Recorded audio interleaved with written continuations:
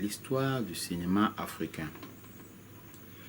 Durant les années 60-70, au lendemain des indépendances, naissait le cinéma africain, sous l'impulsion enthousiasme des étudiants à peine rentrés des écoles de cinéma françaises, soviétiques ou américaines.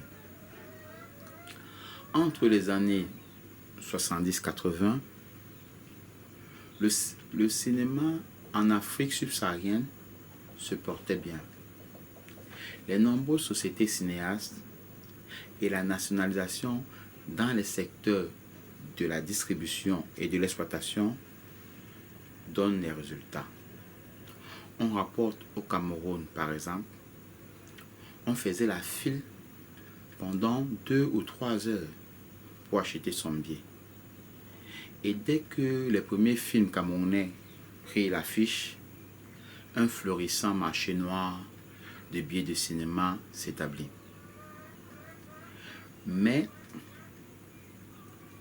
la crise économique au milieu des années 80 et les mesures de redressement de la Banque mondiale et du FMI ont durement frappé. Les difficultés se sont accentuées avec la spectaculaire dévaluation du franc CFA au début des années 90. Le billet de cinéma devient prohibitif. Aller au cinéma n'est plus la priorité.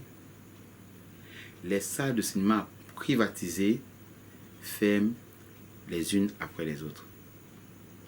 La télévision, un phénomène encore tout récent, la vidéo et surtout les services télé par satellite prennent le relais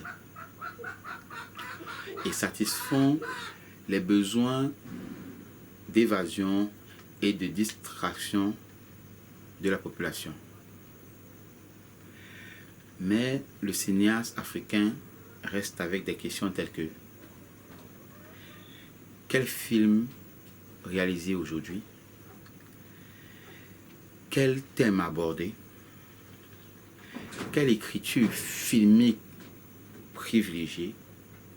Ou encore, est-ce que le cinéma africain empruntera-t-il les voies plus universelles?